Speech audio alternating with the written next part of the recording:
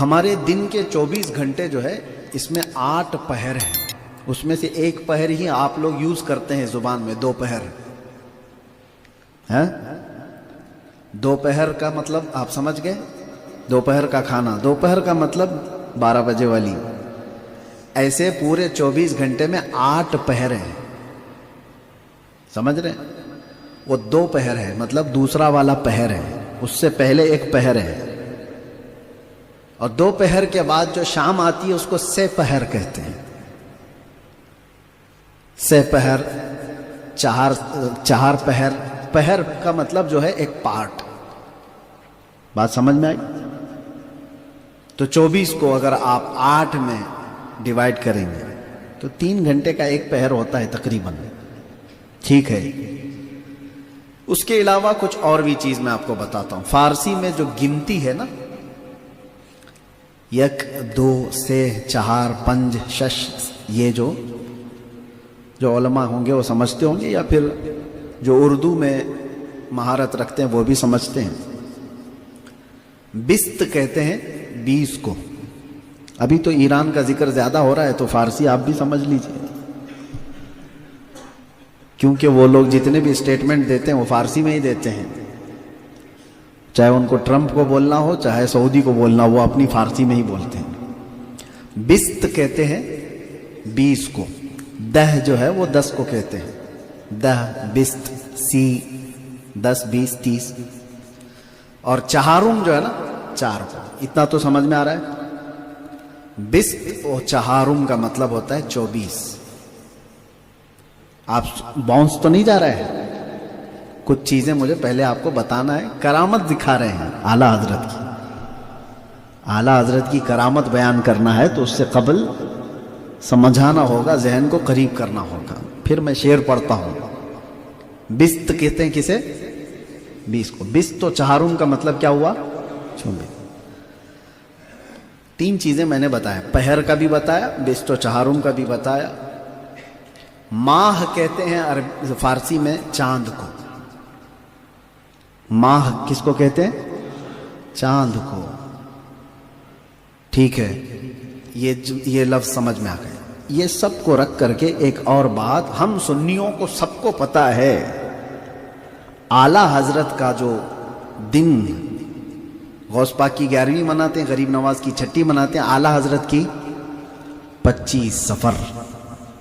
اعلیٰ حضرت کی، آپ کا انتقال کس تاریخ کو ہوا؟ اعلیٰ حضرت کا انتقال 25 صفر کو ہوا ہے۔ سفر بھی جانتے ہیں کہ نہیں؟ کیا وہ بھی سمجھانا پڑے؟ محرم، سفر، ربیع الاول۔ سفر کی 25 تاریخ کو اعلیٰ حضرت کا انتقال ہوا۔ اب سنیے، اعلیٰ حضرت یہ جو قصیدہ لکھے ہیں، آپ کی زندگی کا یہ آخری قصیدہ ہے۔ توجہ، یہ جو سفر کا ہے اس میں ایک شعر ہے،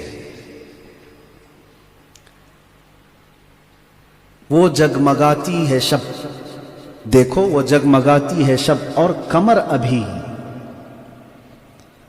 یعنی رات جو ہے جگمگا رہی ہے، اور قمر یہ بھی سمجھ میں آ گیا ہوگا آپ کو، چاند عربی کا چاند ہے، اور ماہ جو ہے نا فارسی کا چاند ہے۔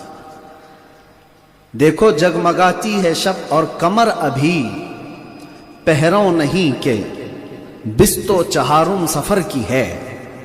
ایک شعر ہے یہ، اعلیٰ حضرت کہہ رہے ہیں وہ دیکھو رات جگمگا رہی ہے، اور چاند جو ہے، چاند 24 تاریخ کو جب پہنچتا ہے نا تو چھوٹا ہو جاتا ہے، یعنی آج پہلی تاریخ ہے، چھوٹا چاند ہے، بڑھتے بڑھتے 14ویں کو بڑا ہو جاتا ہے، اور پھر گھٹتے ہوئے آتا ہے، اور 24 کو جب آتا ہے، 24 اور 25 بالکل باریک ہو جاتا ہے، پھر غائب ہو جاتا ہے، پھر 29 کو دکھتا ہے۔ یہی چاند کا وہ ہے۔ 24 کو جو چاند ہوتا ہے وہ بہت چھوٹا، یعنی پہلی کے دوسری کے چاند کی طرح ہو جاتا ہے، اب غائب ہونے والا ہوتا ہے۔ اعلیٰ حضرت کہہ رہے ہیں دیکھو جگمگاتی ہے شب اور قمر ابھی، پہروں نہیں کہ بست و چہارم سفر کی ہے، یعنی 24 سفر کا یہ چاند ہے، 24 سفر کا یہ چاند ہے، اور رات جگمگا رہی ہے اور چاند کو ابھی زیادہ ٹائم نہیں ہے ڈوبنے میں، پہروں نہیں، بہت زیادہ پہر نہیں ہے، تھوڑے سے ہیں. اور آگے کہتے ہیں ماہ مدینہ اپنی تجلی عطا کرے. ماہ مدینہ حضور کو کہہ رہے ہیں اے مدینے کے چاند اپنی تجلی عطا کرے.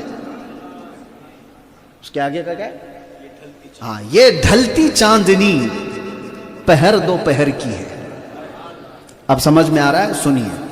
پہلے والے شعر میں اعلیٰ حضرت کہہ رہے ہیں کہ یہ جگمگاتی ہوئی جو شب ہے، رات ہے، اور اس میں چاند ابھی تھوڑی ہی دیر کے بعد ڈوبنے والا ہے. پہروں نہیں، بستو چہارم سفر کی، 24 سفر کا چاند ہے یہ.